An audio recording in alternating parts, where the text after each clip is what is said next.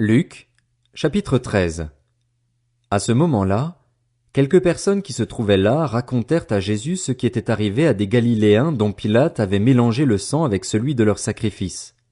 Jésus leur répondit, « Pensez-vous que ces Galiléens étaient de plus grands pécheurs que tous les autres Galiléens parce qu'ils ont subi un tel sort? Non, je vous le dis. Mais si vous ne changez pas d'attitude, vous périrez tous de même. Ou bien ces 18 personnes sur qui la tour de Siloé est tombée et qu'elle a tuées, pensez-vous qu'elles étaient plus coupables que tous les autres habitants de Jérusalem? Non, je vous le dis. Mais si vous ne changez pas d'attitude, vous périrez tous de même. Il dit aussi cette parabole. Un homme avait un figuier planté dans sa vigne. Il vint y chercher du fruit et il n'en trouva pas. Alors il dit au vigneron, voilà 3 ans que je viens chercher du fruit sur ce figuier et je n'en trouve pas.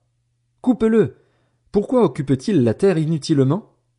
Le vigneron lui répondit, Seigneur, laisse-le encore cette année. Je creuserai tout autour et j'y mettrai du fumier. Peut-être à l'avenir donnera-t-il du fruit.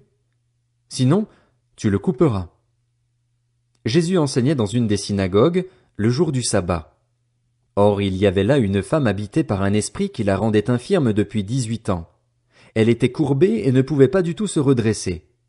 Lorsqu'il la vit, Jésus lui adressa la parole et lui dit, « Femme, tu es délivrée de ton infirmité. » Il posa les mains sur elle. Immédiatement elle se redressa et elle se mit à célébrer la gloire de Dieu. Mais le chef de la synagogue, indigné de ce que Jésus avait fait une guérison un jour de sabbat, dit à la foule, « Il y a 6 jours pour travailler.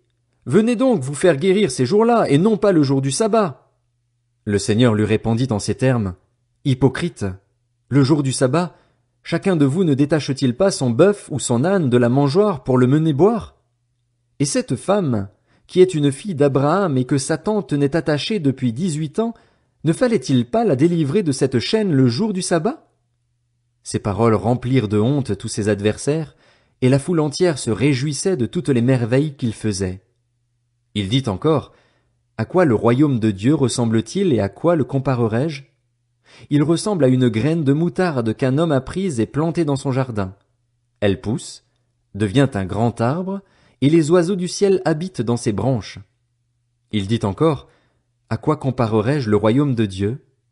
Il ressemble à du levain qu'une femme a pris et mis dans 3 mesures de farine pour faire lever toute la pâte. » Jésus traversait les villes et les villages, et il enseignait en faisant route vers Jérusalem.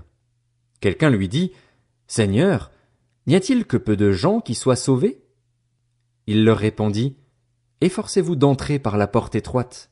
En effet, je vous le dis, beaucoup chercheront à entrer et ne le pourront pas. Quand le maître de la maison se sera levé et aura fermé la porte, vous qui êtes dehors, vous commencerez à frapper à la porte en disant, « Seigneur, Seigneur, ouvre-nous !» Il vous répondra, « Je ne sais pas d'où vous êtes. » Alors vous vous mettrez à dire, « Nous avons mangé et bu devant toi, et tu as enseigné dans nos rues. » Il répondra, « Je vous le dis, je ne sais pas d'où vous êtes. Éloignez-vous de moi, vous tous qui commettez l'injustice. » C'est là qu'il y aura des pleurs et des grincements de dents, quand vous verrez Abraham, Isaac, Jacob et tous les prophètes dans le royaume de Dieu et que vous serez jetés dehors. On viendra de l'est et de l'ouest, du nord et du sud, et l'on se mettra à table dans le royaume de Dieu. Certains parmi les derniers seront les premiers, et d'autres parmi les premiers seront les derniers.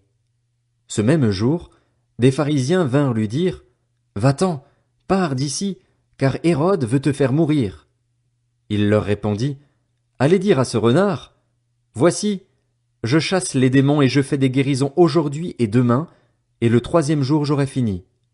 Mais il faut que je poursuive ma route aujourd'hui, demain et le jour suivant, car il ne convient pas qu'un prophète meure ailleurs qu'à Jérusalem.